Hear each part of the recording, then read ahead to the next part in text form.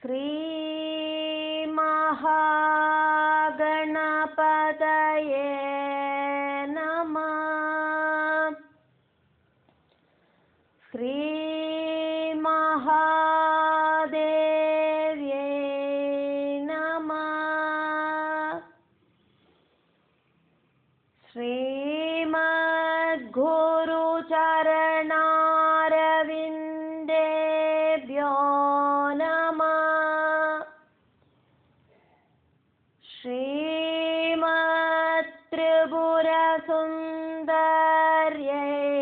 നമഃ. വിദ്യാരൂപിണിയായി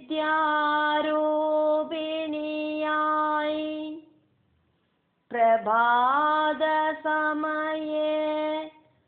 ജ്ഞാനം കൊടുക്കുന്നതും മധ്യാഹ്നേ വനദുർഗയായി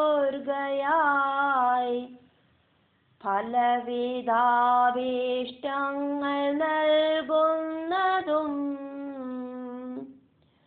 സന്ധ്യയ്ക്കാദിമദുർഗയായ വനിതൻ ദുഃഖങ്ങൾ തീർക്കുന്നതും അന്തർക്കുള്ളിൽ വിളങ്ങിടും ജനനിനെ ശ്രീകാടാമ്പുഴമ്മേ തൊഴാം.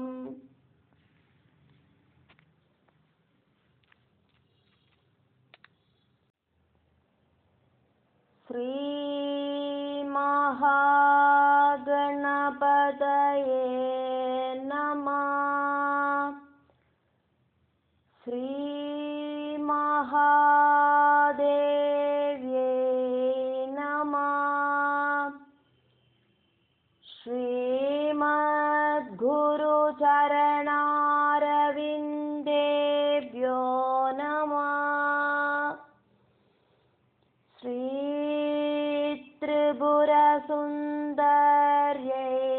നമഃ. സർവമംഗളമംഗല്യേ ശിവേ സർവാർത്ഥസാധികേ ശരണ്യേ ത്രയംബകേ ഗൗരി നാരായണി നമോസ്തുതേ. സർവമംഗളമംഗല്യേ സർവമംഗളങ്ങൾക്കും മംഗളമാക്കും ദേവി ശിവേ സർവാർത്ഥസാധികേ ശിവേ സർവ അർത്ഥസാധികേ. மங்களஸ்வரூபிணியான தேவி. இந்த மந்திரம் சர்வ ஆபத்துகளையும் இல்லாம பண்ணும். சர்வ அப்படின்னா எல்லா விதமான அர்த்த சாதிகே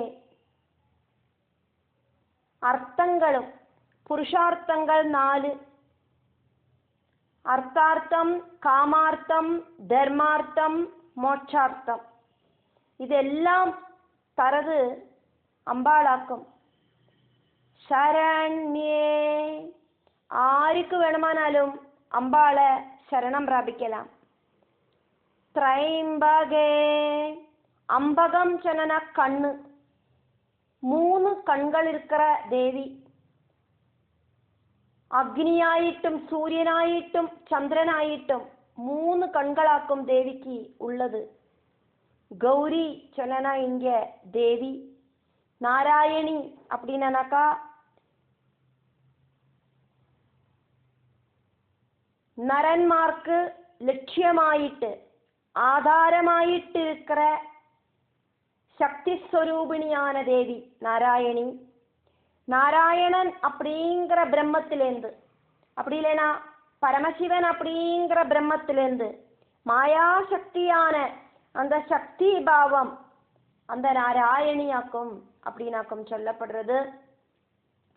നാരായണനോട് ശക്തിഭാവം എടുത്താനാ നാരായണി, പരമശിവനോട് ശക്തിഭാവം എടുത്താനാക്ക ஆதிபராசக்தி. பிரபஞ்சம் உண்டாகிறதுக்கு காரணம் நாராயணி அப்படிங்கிற இந்த தேவி சக்தியாக்கும் அப்படின்னாக்கும் சொல்லப்படுறது.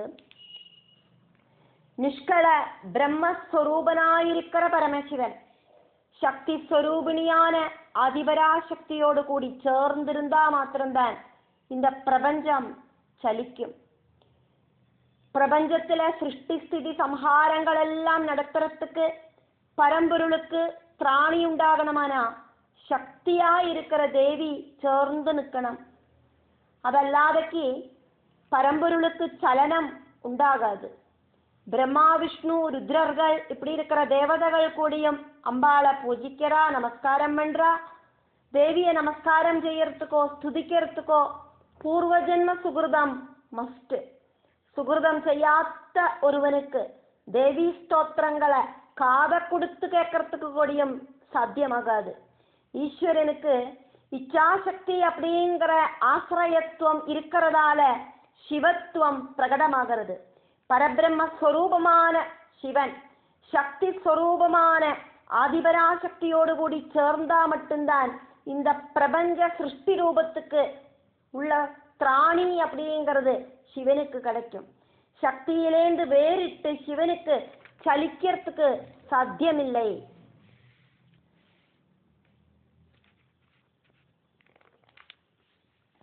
தேவி பாகவதம் பாராயணம் செய்யறவாளுக்கும் அதே மாதிரி தேவி பாகவதம் காதை கொடுத்து கேட்கிறவாளுக்கும் எல்லா விதமான துக்கங்களும் இல்லாம ஆகும். தேவி பாகவதம் காது கொடுத்து கேட்கறதுக்கு அப்படி இல்லைன்னா பாராயணம் செய்யறதுக்கு அதுக்கெல்லாம் ஒரு சுகிருதம் உண்டாகணும். பாராயணம் செய்யற கிரகங்களில அப்படி இல்லைன்னா தேவி பாகவதம் காது கொடுத்து கேட்கிற கிரகங்களில ஐஸ்வர்யம் நிறைஞ்சு ரொம்பி நிற்கும்.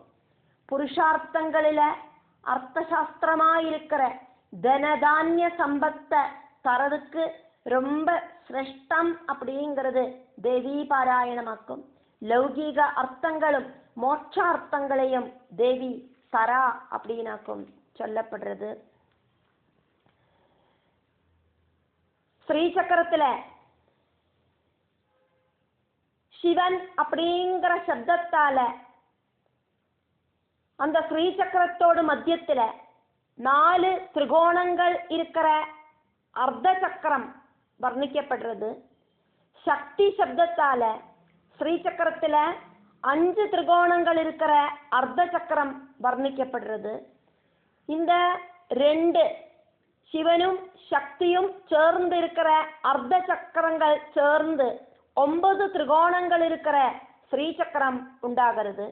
இந்த ஸ்ரீசக்கரத்திலேந்தாக்குமே பிரபஞ்சத்தோடு சிருஷ்டி ஸ்திதி லயனம் சம்பவிக்கிறது. 4 சிவசக்கரங்கள் 5 சக்தி சக்கரங்கள் சிவசக்தி ஸ்வரூபமாயிட்டு சிவசக்தி தம்பதிகளோடு சரீர ரூபமான அர்த்தநாரீஸ்வர ரூபமான ஸ்ரீசக்கரம் உண்டாகி வருது. சிவசக்தி சம்மேளனத்திலேந்தாக்குமே இந்த பிரபஞ்சத்துல சிருஷ்டியும் ஸ்திதியும் சம்ஹாரமும் எல்லாம் நடக்கிறது. சக்தி இல்லை அப்படின்னா பிரம்மத்துக்கு சலனம் இல்லை. பரபிரம்ம ஸ்வரூபிணி ஆயிட்டு ஆதிபராசக்தியான அந்த தேவி சக்தியோடு கூடிட்டு இந்த பிரபஞ்சத்தை இயக்கறா. ஆதிபராசக்தியோடு பலவிதமான அந்த அதிசய சக்தி பிரகடனங்களாக்கும் இந்த தேவி பாகவதம் ஃபுல்லா வர்ணிக்கப்படுறது. வித்யாரூபிணியாய் பிரபாத சமயே ஞானம் கொடுക്കുന്നതും മധ്യാനേ വനദുർഗയായി ഫലവിദാഭീഷ്ടങ്ങൾ നൽകുന്നതും സന്ധ്യയ്ക്കാദിമദുർഗയായവനിതൻ ദുഃഖങ്ങൾ തീർക്കുന്നതും അന്തർക്കുള്ളിൽ വിളങ്ങിടും ജനനിനി ശ്രീകാടാമ്പുഴമ്മേ തൊഴാം. പുരാണങ്ങളെ ലക്ഷണം സംബന്ധിച്ച് மகாபுராணம் அப்படினும் உபபுராணம் அப்படினும் சொல்லப்படுறதுண்டு. ரஜோகுண பிரதானனான பிரம்மாவை சம்பந்திக்கிற பிரம்ம புராணம், பிரம்மாண்ட புராணம், பிரம்ம வைவர்த்த புராணம், மார்க்கண்டேய புராணம், பவிஷ்ய புராணம், வாமன புராணம் இப்படின்னு 6 எண்ணம். விஷ்ணு புராணம், பாகவத புராணம், நாரதீய புராணம், காருட புராணம், பத்ம புராணம், வராக புராணம் இதெல்லாம் சத்துவகுண பிரதானமான விஷ்ணுவுக்கு பிராதானியம் கொடுக்கிற புராணங்கள். முதல்ல பார்த்த 6 எண்ணம் பிரம்மாவுக்கு பிராதானியம் கொடுக்கிற புராணங்கள்.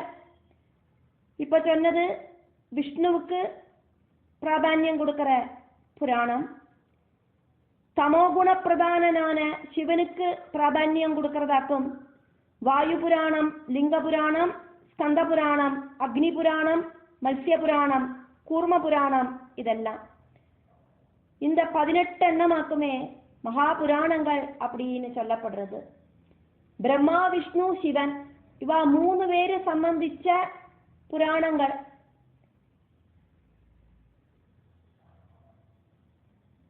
சத்குண, ரஜோகுண, தமோகுணங்களுக்கு தகுந்த மாதிரி பிரிக்கப்பட்டு மகாபுராணங்கள். தேவி பாகவதம் அம்பாளுக்கு இம்பார்ட்டன்ஸ கொடுத்துண்டு சொல்லப்படுற புராணம்.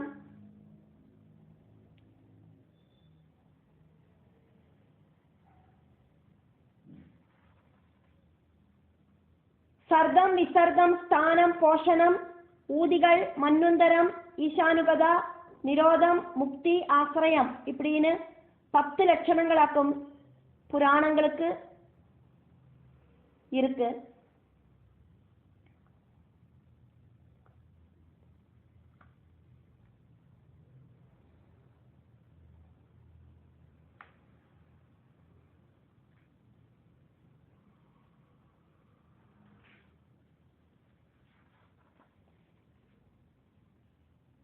புராணங்கள் அப்படிங்கிறது வேத துல்லியமாக்கும் அப்படின்னாக்கும் சொல்லப்படுறது.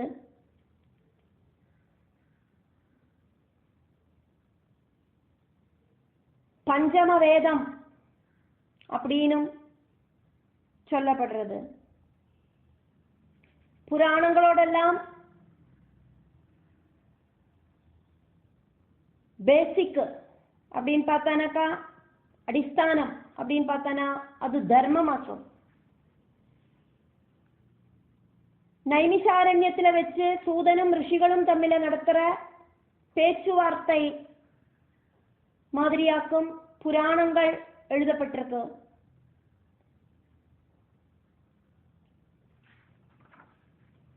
சர்க்கம், பிரதிசர்க்கம், வம்சம், மன்வந்தரம், வம்சானுச்சரிதம் இப்படின்னு 5 லட்சணங்கள் இருக்கிற தேவி பாகவதம்.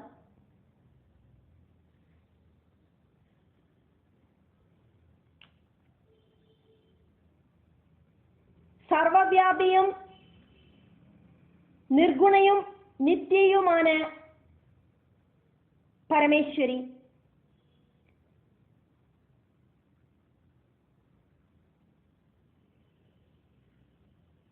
சத்குண, ரஜோகுண, தமோ குணங்களை பிரகடனப்படுத்துற தேவியோடு சைதன்யங்கள். மகாலட்சுமியும் சரஸ்வதியும் மகாகாளியும்.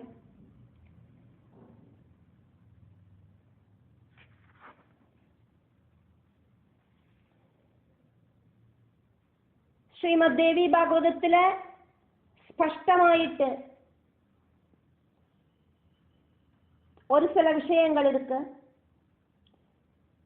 மதுகைடவர்கள், மகிஷாசுரன், சும்பனி சும்பன்மார், சண்டமுண்டன்மார், துர்முகன், ரக்தபீஜன் இப்படி இருக்கிற அசுரர்களை நிகிரகிக்கிறதுக்கு, அதே மாதிரி தேவர்களையோ பக்தர்களையோ அனுகிரகிக்கிறதுக்கெல்லாம் அம்பாள் ரூபமெடுத்து வரா.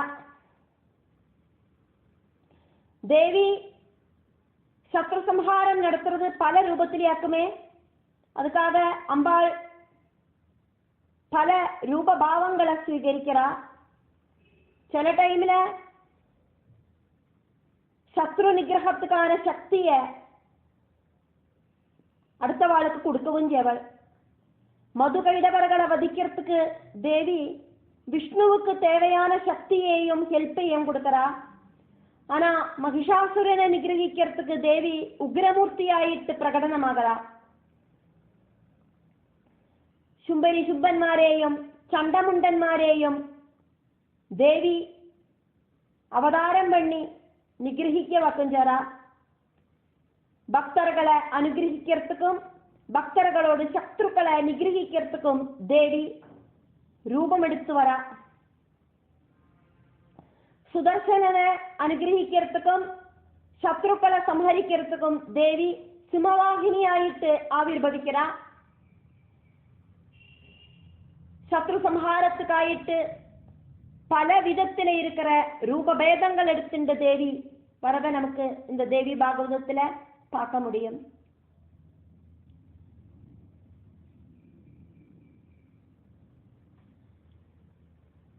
சக்தி இல்லைனா சிவனுக்கு சலிக்கிறதுக்கு சாத்தியமில்லை.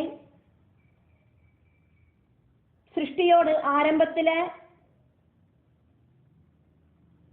மூல பிரகிருதியாயிருக்கிற துர்கை, ராதா, லக்ஷ்மி, சரஸ்வதி, சாவித்ரி அப்படின்னு 5 ரூபங்கள் அம்பாள் எடுக்கிறா. அதுக்கப்புறமா அதிலேந்து அம்சாவதாரங்கள் ஆயிட்டு மறுபடியும் தேவிகள் உண்டாகிறா. கங்கா, துளசி, மானசா, தேவசேனா, மங்கள சண்டிகா, பூமி இப்படின்னு. அதுக்கப்புறமா மறுபடியும் அம்சாவதாரம் எடுக்கிறா. ஸ்வாஹா, ஸ்வதா, தட்சிணா, தீட்சா, சுஸ்தி, புஷ்டி இப்படின்னு.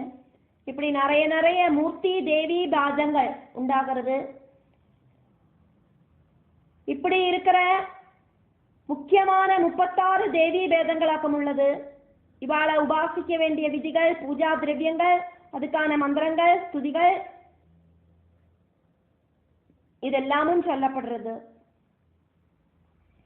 பராசக்தியோடு உத்பவம், உபாசனா விதிகள் இதெல்லாமாக்கும் தேவி பாகவதத்தோடு சூக்ஷ்மமான தத்துவம். பரமாத்மாவிலேந்து கொஞ்சம் கூட வித்தியாசம் இல்லை அம்பாளுக்கு. பரமாத்மாவை மாதிரியே நிர்குணையும் சகுணையும் ஆக்கும் அம்பாள். சிருஷ்டியோடு ஆரம்பத்துல சகுணபாவம் ஸ்வீகரிக்கிறா. பரமாத்மாவுக்கு பராசக்திய கூடாதக்கி சிருஷ்டி பண்றதுக்கு சாத்தியம் இல்லை. புக்தியும் முக்தியும் ஒரு சேர அம்பாள் கொடுக்கிறா. புக்தியும் முக்தியும் கொடுக்கறதுக்கு தேவிக்கு சாத்தியமாகும். பக்தி இஹலோக சுகங்கள் கொடுத்து முக்திக்கு நம்மளை நயிக்கிறது. அதனால இந்த லௌகிக ஜீவிதத்தை பூர்ணமாயிட்டு வேண்டான்னு வச்சுட்டு அம்பாளே சரணம் அப்படின்னு கிடக்கணும் அப்படின்னு தேவி பாகவதம் சொல்லலை. பராசக்தியும் பக்தனும் தம்மில இருக்கிற டிஸ்டன்ஸ் ஆக்கும் பக்தி. அந்த டிஸ்டன்ஸை கம்மி பண்ணி கொண்டு வரதாக்கும் மோட்சத்துக்கான லட்சியம் அப்படின்னு தேவி பாகவதம் எடுத்து காட்டுறது.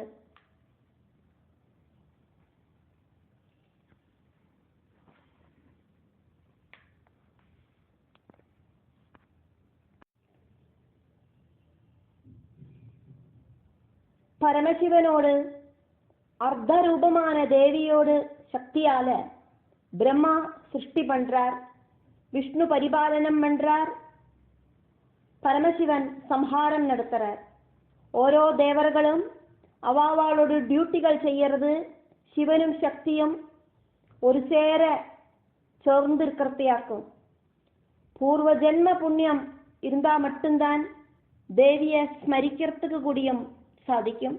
அப்படி இல்லை அப்படின்னா தேவியை ஸ்மரிக்கிறதுக்கோ நமஸ்காரம் பண்றதுக்கோ சாத்தியமாகாது. பகவானோடு பரமபதத்துல அந்த முக்தி பதத்துல போய் சேரறது அப்படிங்கிறதாக்கும் மனுஷ ஜென்மத்தோட லட்சியம். சரீரம் அப்படிங்கிறது அதுக்கான வாகனமாக்கும். சரீரத்துல இருக்கிற ஜீவனுக்கு லட்சியஸ்தானம் அப்படிங்கிறதாக்கும் மோட்சபதம்.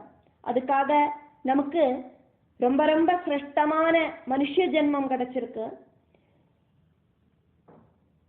எல்லா ஜீவராசிகளையும் நினைச்சு பார்த்தானா புத்தி உபயோகிக்கிறதுக்கு மனுஷனுக்கு மட்டுமாக்கும் சாத்தியம். എത്ര ജന്മം എടുക്കർത്തിയാക്കുമേ നമുക്ക് இந்த മനുഷ്യ ജന്മം കിടക്കുന്നത്. പുഴുവായിട്ടും ഈച്ചയായിട്ടും കൊതുവായിട്ടും പക്ഷിയായിട്ടും മൃഗങ്ങളായിട്ടും ഇഴജന്തുക്കളായിട്ടും സസ്യങ്ങളായിട്ടും കൃമികളായിട്ടും இப்படி எത്ര ஜென்மம் முடிஞ்சிட்டாக்கும் இந்த மனுஷ ஜென்மம் கிடைக்கிறது.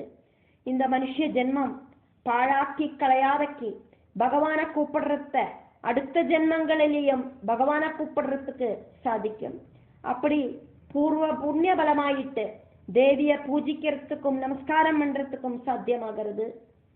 தேவி பாகவத பாராயணம் சொல்லறதுக்கும் கேட்கறதுக்குமான அந்த ஒரு எபிலிட்டி நமக்கு உண்டாகணுமானா பூர்வ ஜென்ம சுகிருதம் இருந்தா மட்டும்தான் சாத்தியமாகும்.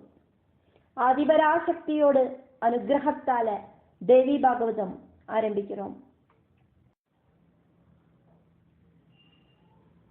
மோட்ச பிராப்தி கிடைக்கிறதுக்காக்கும் தேவி பாகவத பாராயணம்.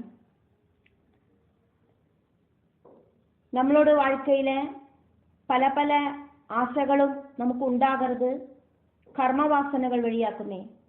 கர்மவாசனை இல்லாம ஆகர்த்தியாக்கும். ஆசைகளுக்கு ஒரு நிவர்த்தி அப்படிங்கிறது உண்டாகிறது. அது வரைக்கும் நமக்கு இந்த ஆசைகள் நம்மளோட பின்னால வந்துட்டே இருக்கும். தேவி பாகவத பாராயணம் வழி இது சாத்தியமாகும். വാഗ്ദേവതയായിട്ട് ദേവിയെ സ്മരിച്ചുണ്ട് ദേവി ഭാഗവതം ആരംഭിக்கிறோம். பாகவதம் ஆரம்பிக்கிறதுக்கு முன்னால இதுல தியான ஸ்லோகம் சொல்லப்படுறது. சிருஷ்டிக்கிறவளும் பரிபாலிக்கிறவளும் சம்ஹார ஸ்வரூபிணியுமாயிருக்கிற அம்பாள் தேவியோடு உத்தியானத்துல தேவி பந்தடிச்சு விளையாடுற மாதிரி தேவி தன்னோட திருக்கரங்களால பந்தடிச்சு விளையாடுறதாக்கும் இந்த பிரபஞ்சம். ஆனந்தம் அனுபவிக்கிறதும் ஆனந்த ரசத்தை கொடுக்கிறதும் இதெல்லாமாக்கும் தேவியோடு விளையாட்டம். விவித நாமங்களில சப்தஸ்வரூபிணியாயிட்டு தேவி விளங்குறா. சப்தத்துக்கு பல ஸ்தானங்கள் இருக்கு. சொல்லறதும் கேட்கறதுமான சப்தம் வைகரி.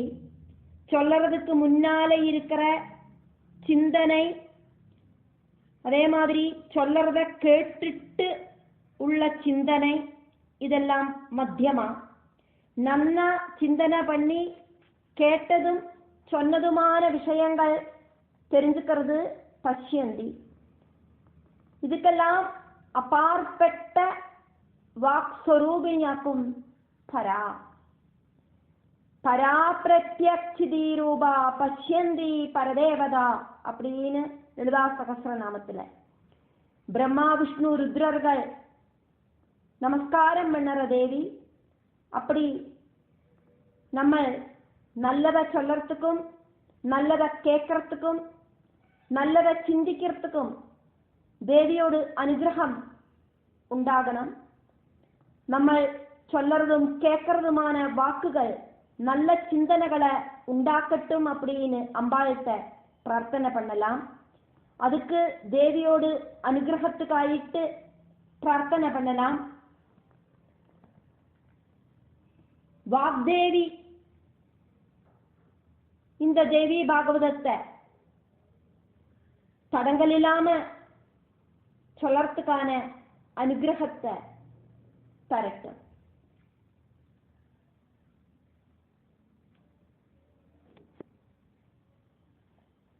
श्रीमद् देवी भागवत महात्म्यम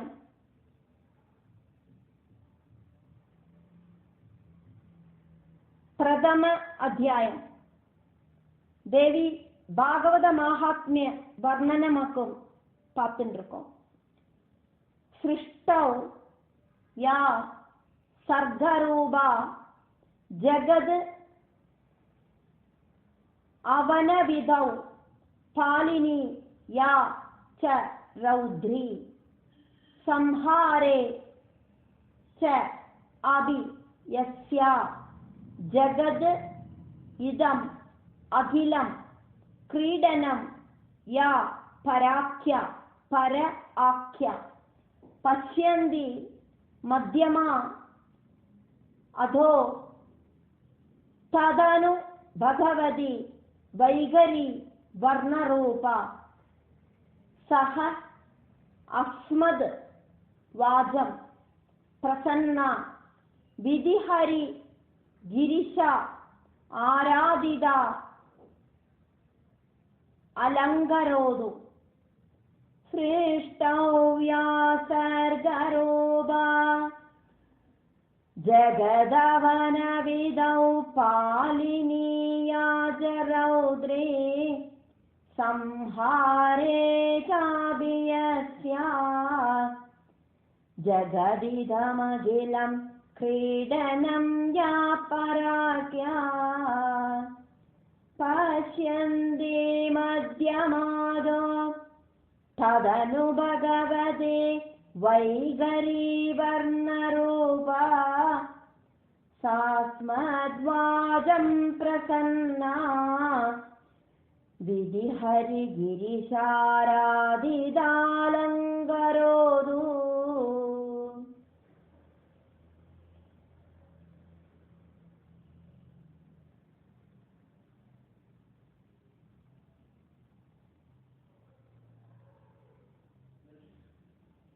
സൃഷ്ടിയോട് ആരംഭത്തില് பிரம்மாவுக்கு சிருஷ்டிக்கிறதுக்கான சக்தி கொடுத்த ஆதிபராசக்தி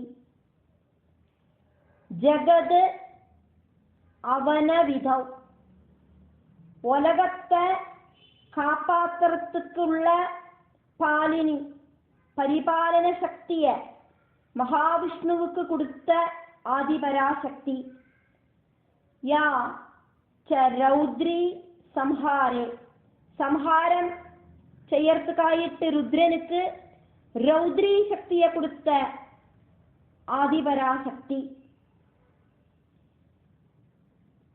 இங்க ஸ்லோகத்தோடு லைனுகளில யா அப்படின்னு சொல்லப்படுறது அந்த சொல்லு ஆதிபராசக்தியை குறிக்கிறது. श्रेष्ठौ या सर्गरूपा जगदवनिविधौ पालिनीया च रौद्रे संहारे चापि यस्या जगदखिलमिदं क्रीडनं या पराख्या जगदिदमखिलं क्रीडनं या पराख्या पश्यन्ति मध्यमादो तदनु भगवते वैगरी वर्णरूपा सास्मद्वाजं प्रसन्ना विधिहरि गिरिशाराधितालंकरोतु. इदं இந்த அகிலம் ஜகத் இந்த பிரபஞ்சம் முழுவதும் ஆதிபராசக்தியோடு விளையாட்டு பொருளாக இருக்கு. ஆதிபராசக்தியோடு விளையாட்டு பொருள்களாக்கி இந்த பிரபஞ்சத்தை மாத்தி இருக்கா அம்பாள். பரா பஷ்யந்தி மத்தியமா வைகரி இப்படி இருக்கிற நாமங்களோடு கூடின சப்த ரூபிணியாயிட்டு விளங்குற ஆதிபராசக்தி. அப்படி இருக்கிற ஆதிபராசக்தி என்னோடு வாக்குக்கு பேசுறதுக்கான பவரை தந்து சந்தோஷமாக அலங்காரம் பண்ணட்டும். பிரம்மா விஷ்ணு ருத்ரர்கள் ஆராதிச்ச ஆதிபராசக்தி என்னோடு வாக்குகளை அலங்காரம் செய்யட்டும். தேவி பாகவதம் நன்னா சொல்றதுக்கு எனக்கு சாத்தியமாகணுமே தேவி. நல்ல வார்த்தைகள் மட்டும் என்னோடு வாக்குல வருத்தி மங்களகரமான வார்த்தைகள் தந்து என்னோடு வாக்குகளை சந்தோஷமாயிட்டு அம்பாள் அலங்காரம் பண்ணட்டும். தேவிய உபாசிச்சுட்டாக்கும் பிரம்மாவுக்கு சிருஷ்டிக்கிறதுக்கான சக்தி கிடைச்சது, விஷ்ணுவுக்கு பரிபாலனத்துக்கான சக்தி கிடைச்சது, ருத்ரனுக்கு சம்ஹாரத்துக்கான சக்தி கிடைச்சது. அப்படி இருக்கிற பிரம்மா விஷ்ணு ருத்ரர்கள் எல்லாம் ஆராதிச்ச ஆதிபராசக்தி என்னோடு வாக்குகளை அலங்காரம் பண்ணட்டும் அப்படின்னு இந்த ஸ்லோகம்.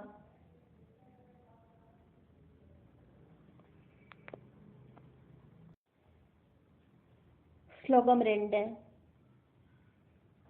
நாராயணம் நமஸ்கிருத்ய நரம் சைவ நரோத்தமம் தேவீம் சரஸ்வதீம் வியாசம் ததோ ஜயமுதீரயேத்.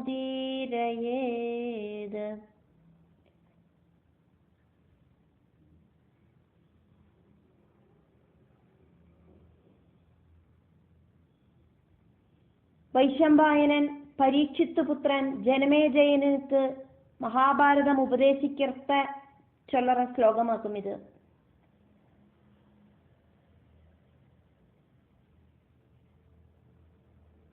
நாராயணம் பகவான் ஸ்ரீகிருஷ்ணன், அதே மாதிரி பகவத்கீதைக்கு காரணக்காரனாயிருக்கிற அர்ஜுனன், புராணங்களை எழுதி எல்லாருக்கும் ஞானத்தை கொடுக்கிற வேதவியாசன், வாக்தேவதையாயிருக்கிற சரஸ்வதி, இவாளையெல்லாம் நமஸ்காரம் பண்ணிட்டு இந்த தேவி பாகவதத்தை நமக்கு பாராயணம் பண்ணலாம் அப்படின்னாக்கும் சொல்லப்படுறது. பகவான் நாராயணனையும் மனுஷர்களில உத்தமனா இருக்கிற அர்ஜுனனையும் சரஸ்வதி தேவியையும் புராண புருஷனா இருக்கிற புராணங்களை நன்னா எல்லாருக்கும் புரியற மாதிரி எழுதியிருக்கிற வேதவியாசரையும் நமஸ்காரம் பண்ணிட்டு தேவி பாகவதம் அப்படிங்கிற புராணத்தை நமக்கு பாராயணம் செய்யலாம் அப்படின்னாக்கும் இந்த ஸ்லோகம். நாராயணம் நமஸ்கிருத்ய நரம் ச ஏவ நரோத்தமம்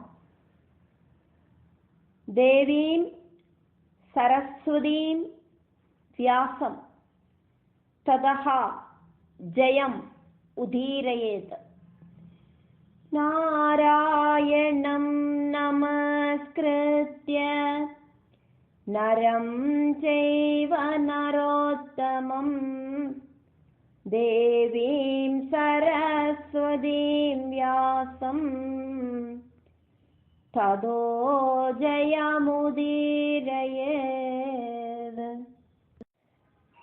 ഋഷയാ ഊജു. ശ്ലോകം 3. സൂധാ ജീവ സമാബഹ്വീര്യസ്ത്വം ശ്രാവയസീഹന കഥാ മനോഹരാ പുണ്യാ व्यासशिष्य महामदे सूदा जीव समा बहुवीर्यः त्वं श्रावयसि इह नः कदा मनोहराः पुण्य व्यासशिष्य महामदे सूदा जीवसमाबह्वीर्यस्त्वं श्रावयसि हन कदा मनोहरा पुण्य व्यासशिष्य महामदे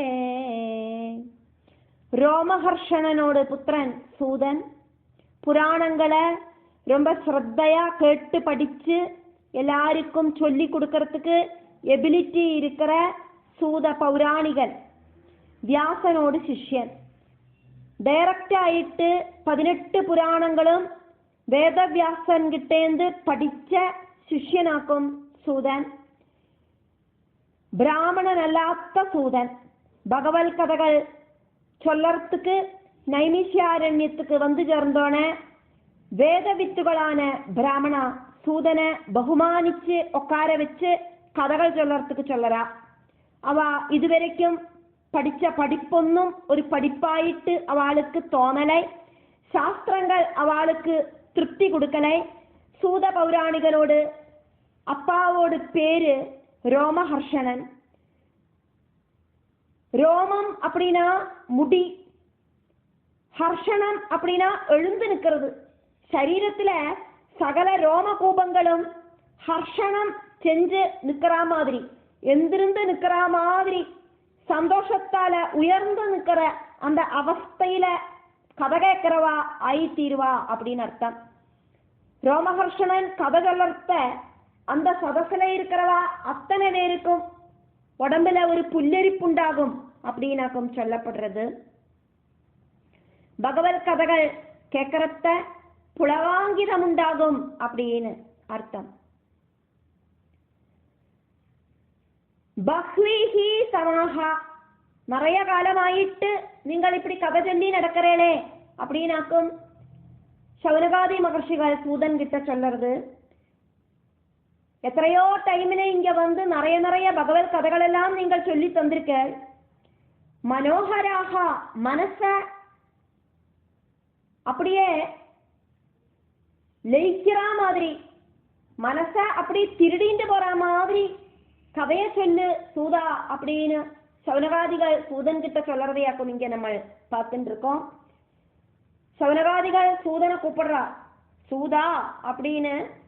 அதீவ புத்திமானா இருக்கிற நீங்கள் வியாசனோட சிஷ்யனாக்குமே, மனச குஷிப்படுத்துற மாதிரி நிறைய புராண கதைகள் சொல்லறதுக்கான எபிலிட்டி உங்களுக்கு இருக்கு. உங்களுக்கு தீர்க்க ஆயுள் உண்டாகட்டும் அப்படின்னாக்கும் இங்க சொல்லப்படுறது.